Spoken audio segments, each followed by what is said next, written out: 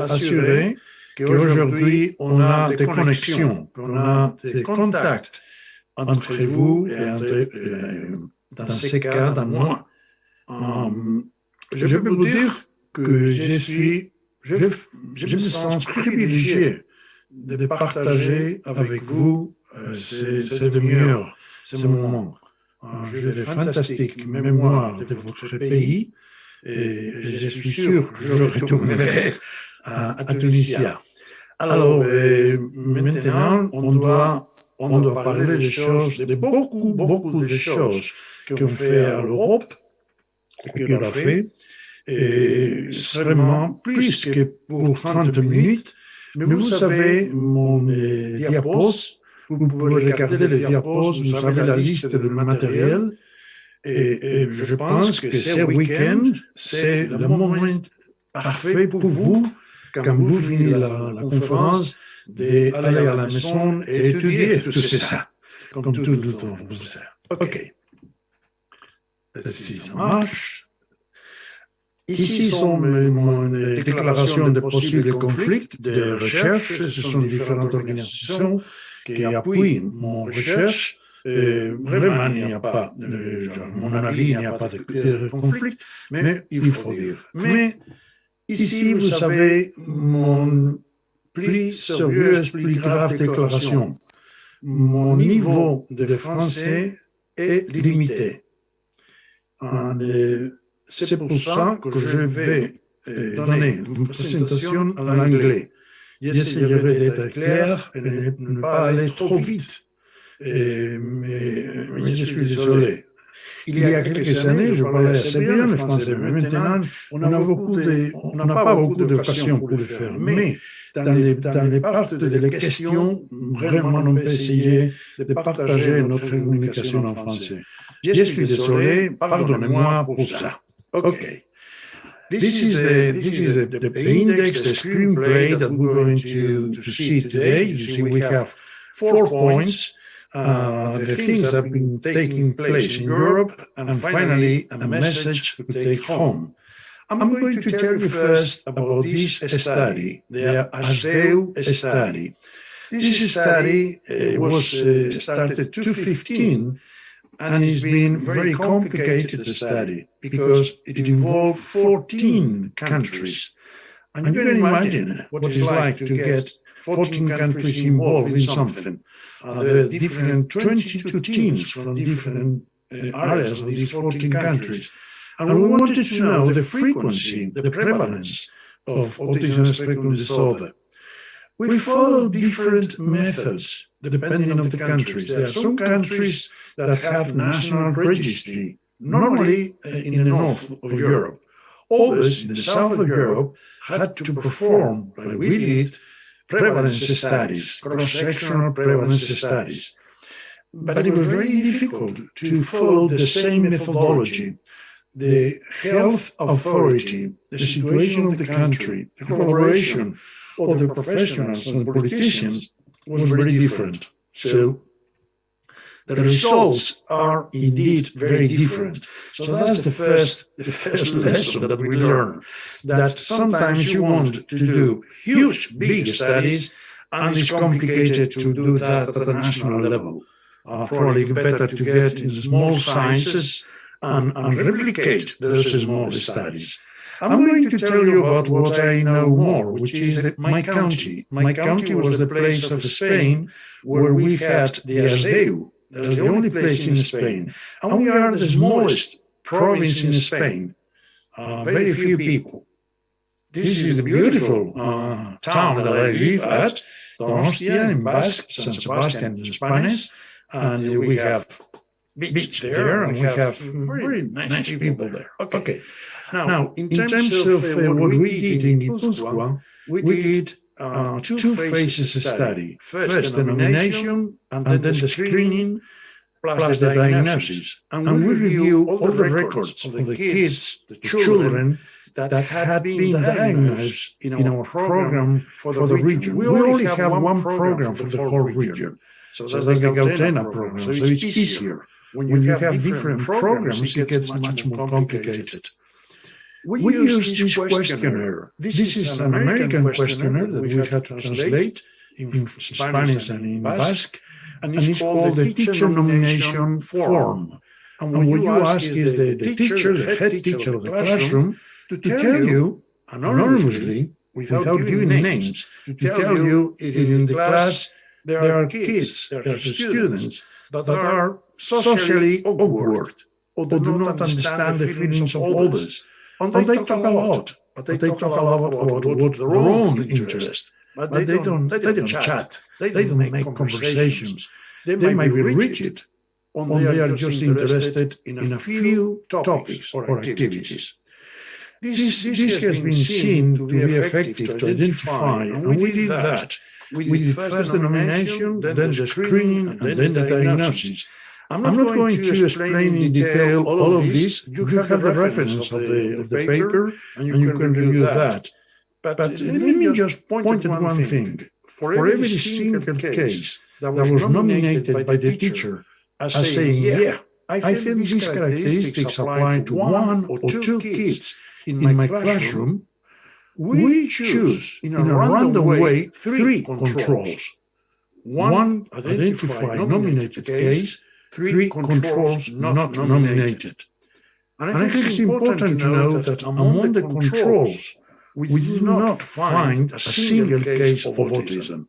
So the teachers having these questionnaires was very good in identifying possible cases. You know, when you identify possible cases, in every screening procedure, the sensitivity is higher than the specificity. In other words, you identify children with problems, all kinds of problems, language problems, speech problems, you name it. But we move this a little bit. But fewer of them have autism. I think we're very lucky and it was hard to get a sample of 9,000 children in our small province. You imagine 9,000 kids. We had 100 schools, which were 6% of the schools, 600 teachers nominated, and 9,000 children. Now, the figure that is important is there were different figures across Europe. But in our area, the National Institute of Health, who collaborated with us, the Spanish National Institute of Health, estimated this frequency 0.59. In round terms, 0.6. 0.6. And we were so happy and proud when we saw that the World Health Organization, in their publication, they talk about 0.6. Of course, there is a range of frequency, but 0.6 is what we found in our province. What does it mean that for other people, for other countries? Well, this is what it means for Tunisia. If you extrapolate our rate, you look at children 7 to 9, and you should have 3,000 children, ages 7 to 9, that have autism. And in your total population, you should have 70,000 people, all ages.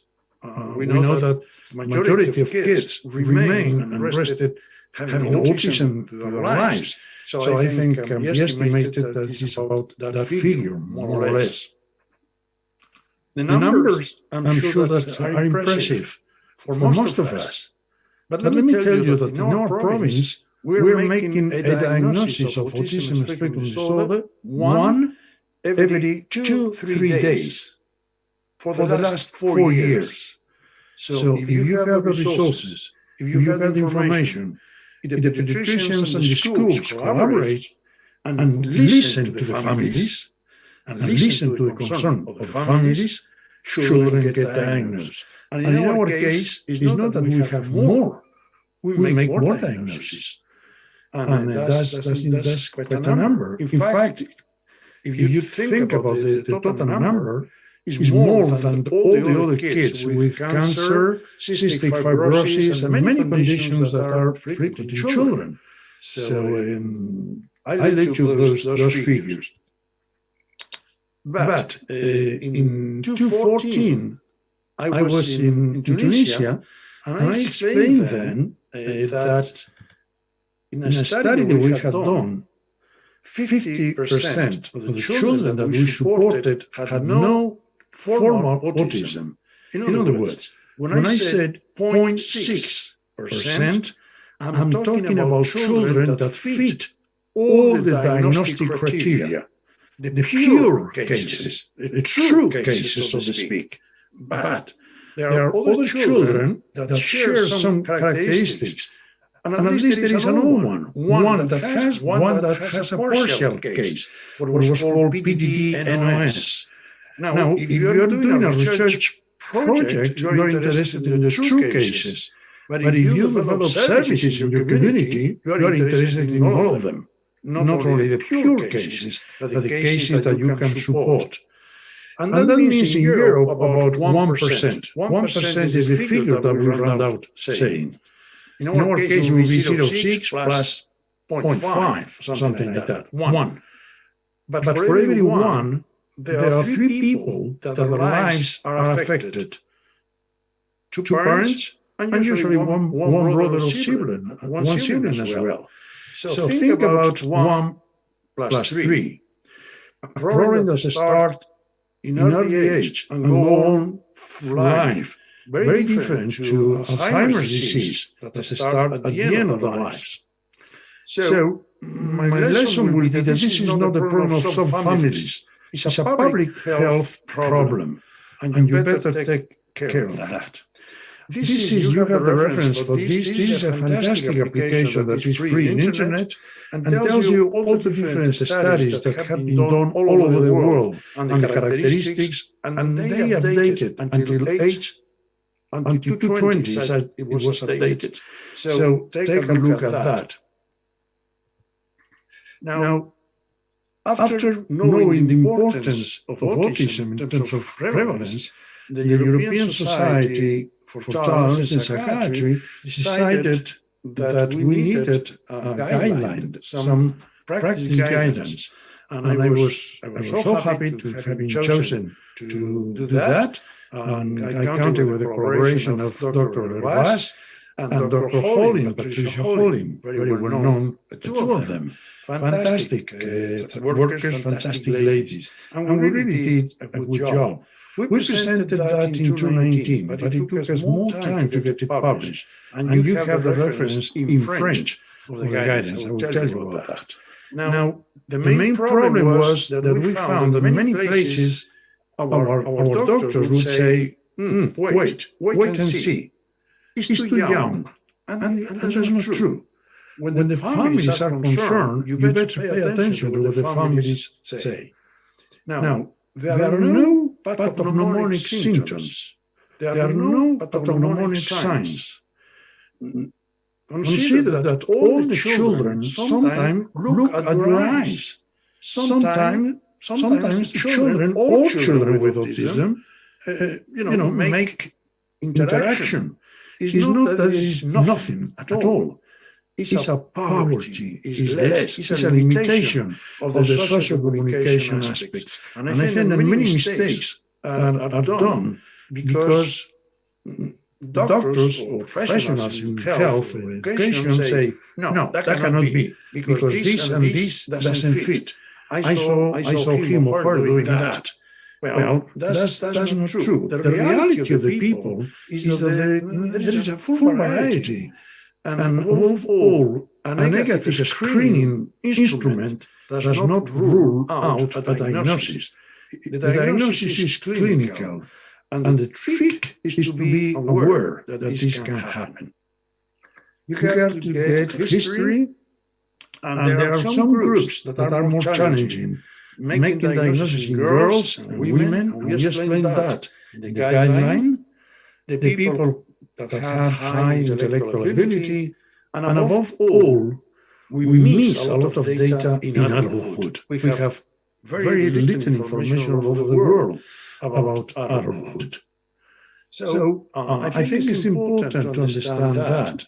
It's important to understand that autism spectrum disorder changes, evolves with age. It's not the same all the time. So we have a group that is very, very heterogeneous. They share the autism spectrum disorder, but they are different in the rest. And the rest very often is more than what they are united at. So think about the need for personalization, individualization. I'm sure that you know this. In terms of what we did to suggest treatments, we insisted in the importance of assessment. Assessment, early identification, and assessment. Pay attention to the families. And assessment means that not only when you say autism spectrum disorder, it's not done. You have to say, what is the profile? What are the strengths? What are the limitations of this child? What are the characteristics, the personal characteristics of this family, of this child? In other words, you have to personalize and contextualize. Person and context. Very different to clinical diagnosis. You focus on all those things. In terms of difficulties, we explain to use positive programming, to use functional analysis of the behavior, and above all, to make the environment autism-friendly, to see the environment by the eyes of the person with autism, to try to make the adaptations that the person with these characteristics may need. Now, the treatment is not like in physiotherapy, that you have to move your arm 20 times. No. Effective treatment is not determined by the fixed number of sessions. So I reject that point of saying, well, he has one session and two sessions, one speech session and one psychomotricity session, whatever. I think effective treatment has to do and has to have an impact across the whole life of the person. I mean, it's very difficult to learn the things that people with autism need to learn. And you don't know that in individual classes or in particular classes. You need an environment that tells you.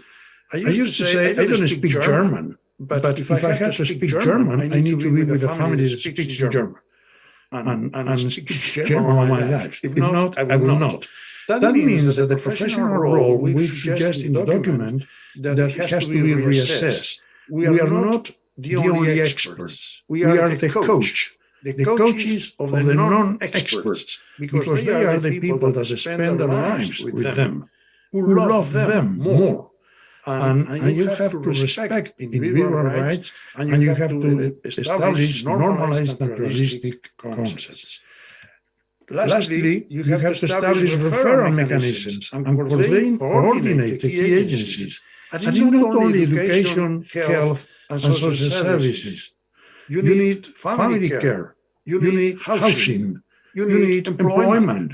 You need justice. You need equal rights. I mean, you need all the community agencies. This autism, any human problem, any human challenge, pervades through all the agencies. And the order is aleatory. You can start wherever. We explain that during life, you have to think about transitions. With the small kids, we look at the future they may have. What are the goals for the future? When they are at school age period, we look around and see what the others are learning and adapt that, try to adapt that. And then when they get older, we look up and see what is the life conditions that they have chosen, what is the life situation, and we go from top down, preparing them to succeed in this life.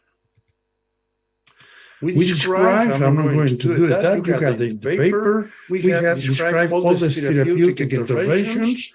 I can tell you there is 158 updated reference, and all of them has the direct access to the web, to the internet. So if you go there and you pass your time, you will learn everything, I think.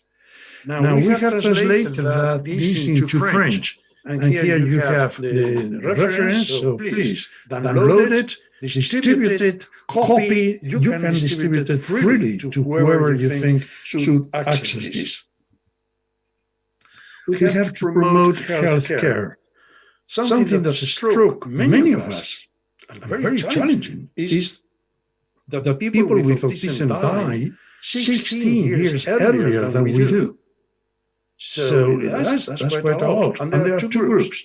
The group that has neurological condition, epilepsy, they die 30 years earlier. The majority of them do not reach 45.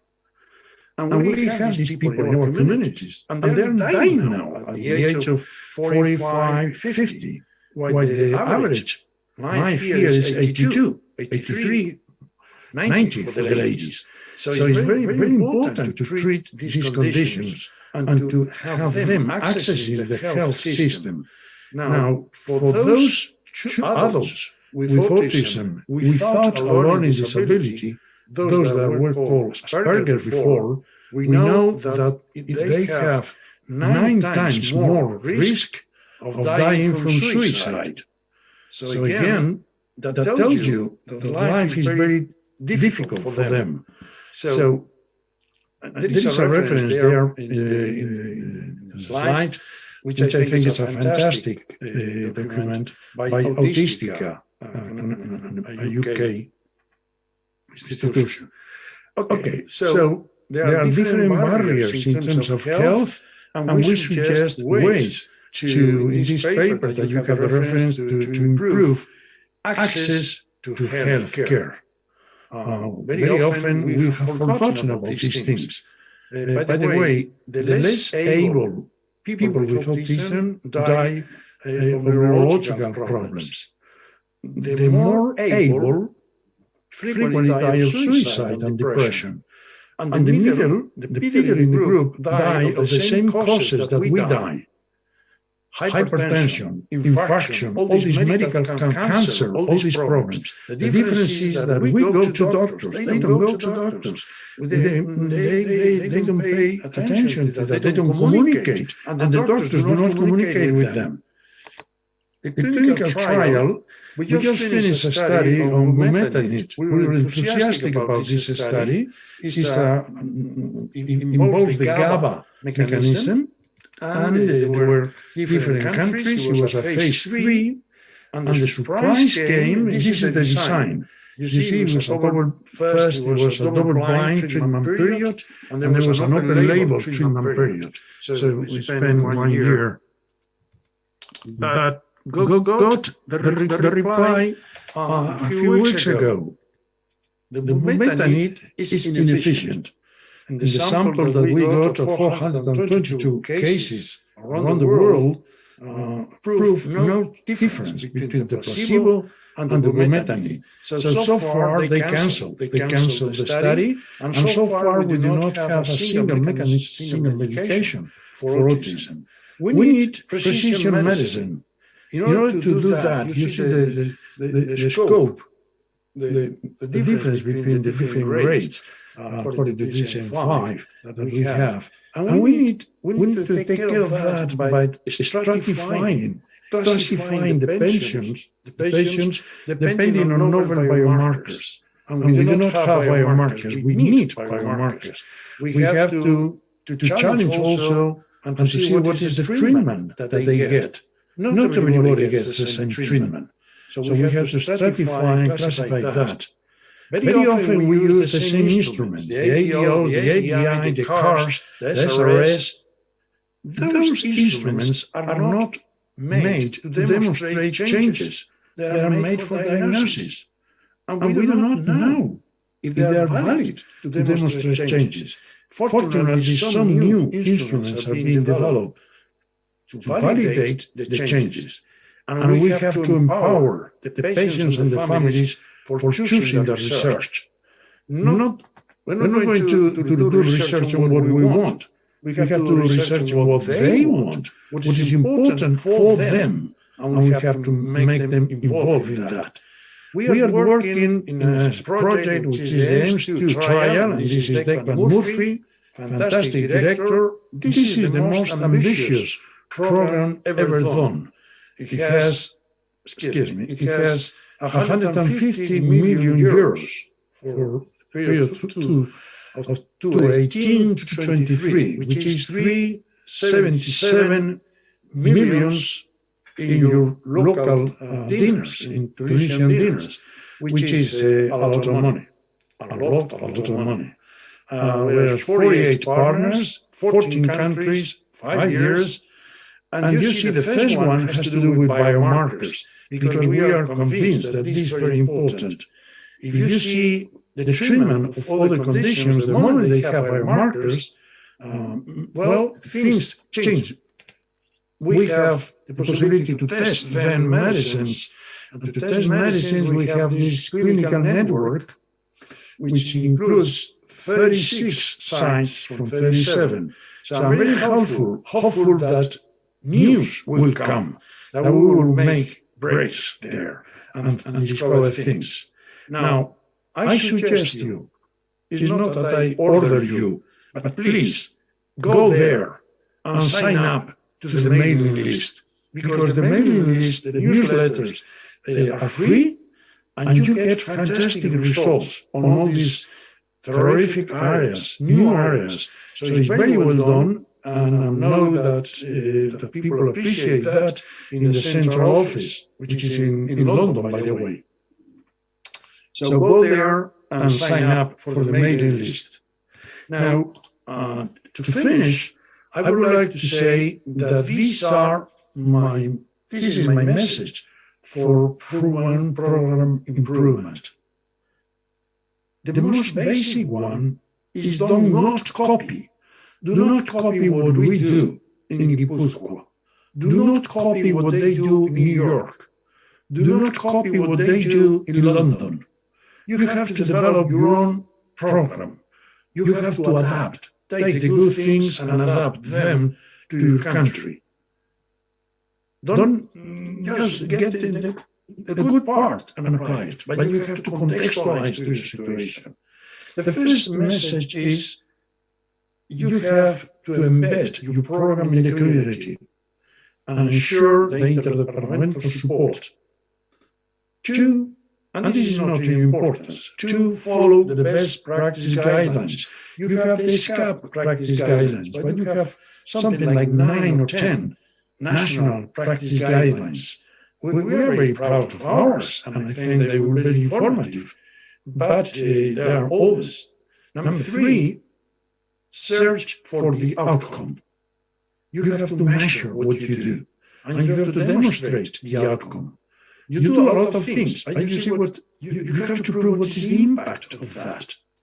And number 4, empower the stakeholders, empower the families, empower the people with autism. They are part of the story. They are the most important part of this story. So that will be half an hour, 5 minutes. That will be the presentation. I'm ready to try to répondre à des questions, si vous avez quelques questions. On n'a pas beaucoup de temps, mais je vous écoute.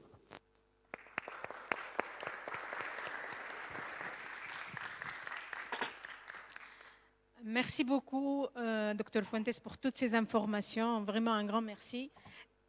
Vous m'entendez? Non, je n'ai pas l'impression. Vous m'entendez? Je ne l'écoute pas. Non. نسمعش فيه. Aucun bruit, aucune. نجي نكلمه من غادية.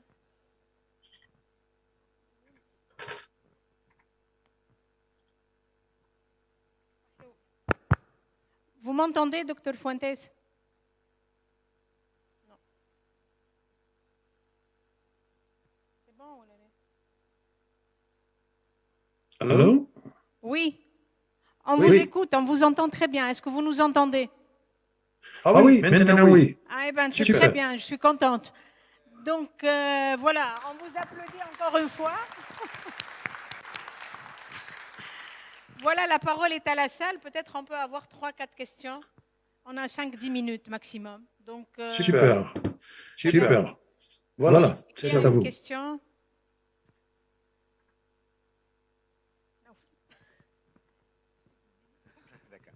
Merci beaucoup, Joaquin. C'est not I'm very formal when I speak French and Indonesian, so it's different.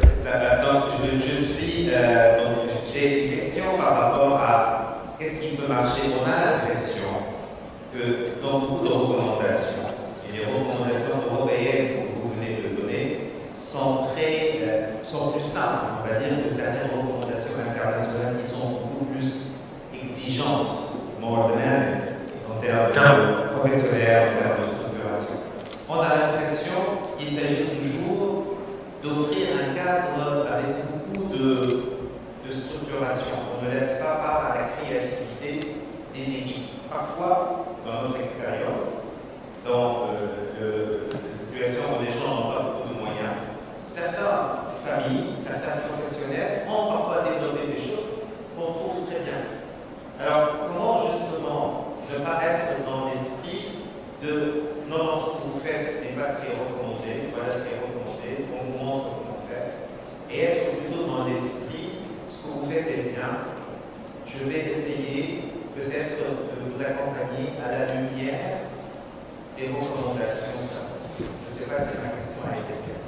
C'est comment valoriser ce qui existe sur le terrain. Sur le terrain, ok. Donc je comprends, je pense que je comprends. La dernière, empower the stakeholders, I think is basic. True. Je suis d'accord avec ça.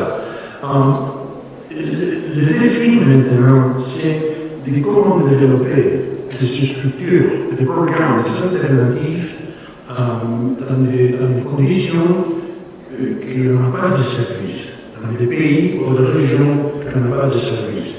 Et la situation, je suis sincère, pour moi, c'est que dans tous les pays du monde, il y a des régions qui ont des services super formidables. Et à la même façon, il y a des régions qui n'ont pas de services. Ce n'est pas après qu'il y a quelques pays qui n'ont pas de services. Il y a des pays qui ont moins de services. Mais dans tous les pays, il y a des groupes qui ont des services. Le problème, c'est pour tous les mêmes, c'est d'élargir, donner à toutes les personnes. Et pour ça, je pense qu'il y a des très bonnes expériences de l'Organisation mondiale de la santé. Et en tout cas, les prochaines années, on va faire une vidéoconférence pour ce qu'on appelle dans les WHO Global Program for Developmental Disabilities. Nous avons parlé de l'autisme et on a de différentes expériences professionnelles et formidables de capacitation de personnes pas sophistiquées, des personnes de leur communauté, pour administrer des programmes vers les familles, vers les personnes atteintes d'autisme, et aussi d'élargir l'accès. Je pense qu'on va voir différents systèmes et des systèmes pratiques pour tous. Merci. Il y a d'autres questions dans la salle. C'est en français là. Ça parle en anglais, ça décourage.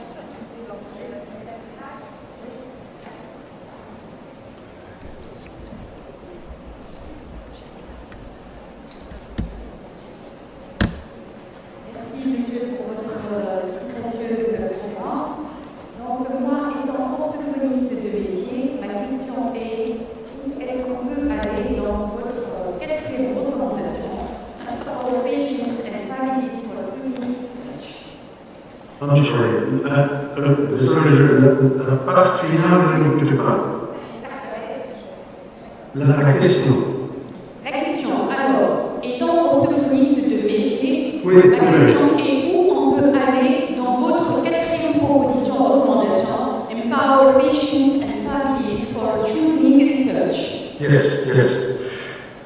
Si les professionnels de l'éducation, de la santé, de la l'orthophonie, et tous les professionnels écoutent à les familles, ça va commencer à changer. La majorité des familles identifient des problèmes très trop à l'âge de 10 mois, 20 mois, mais très souvent, on leur dit, oh, ça va grandir, oh, c'est temporaire, oh, il est né en décembre, novembre, décembre de l'année, oh, on va attendre. Et pour moi, quand les personnes sont préoccupées, les donner l'empowerment, c'est d'écouter les personnes et dire, terrific, fantastique, je vais faire avec vous l'investigation, la recherche, le diagnostic. S'il y a des problèmes, on va commencer tôt, très tôt, c'est meilleur.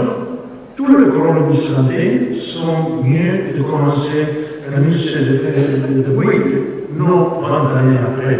Et il y a beaucoup de pays que le diagnostic d'autisme se fait à 6 years old, 7 years old. And normally these families, many of these families have been going through revolving doors. They've been going to different postes en disant on me bien, on me dit non. Alors je pense que ça c'est la première recommandation. La deuxième, c'est que je pense que tous nous, l'orthophoniste, le médecin, le neurologiste, le psychiatre, doivent être traînés, formés à l'autisme. Quand j'étais à l'école de médecine, jamais j'ai écouté autisme. Jamais. Dans la médecine, oui, une fois. Et c'était après, quand j'ai fait mon spécialisation, que je commençais à écouter le mot autisme. Dans les écoles d'éducation, ici, on ne parlait pas de l'autisme. C'est dans le journal ou dans la télévision, mais pas dans le système éducatif des professionnels. Alors je pense qu'on a la responsabilité de mettre dans les curriculum tous ces aspects. So, écouter, étudier, ça sera mon conseil. Merci de la réponse. Donc, je ne sais pas s'il y a d'autres questions, d'autres remarques. Sinon, donc, vraiment, on vous remercie encore une fois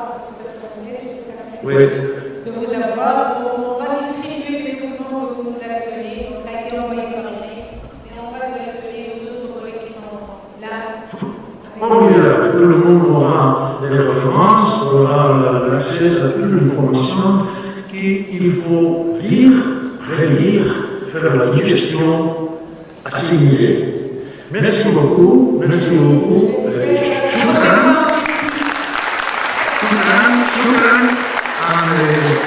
Peace, peace, Au revoir.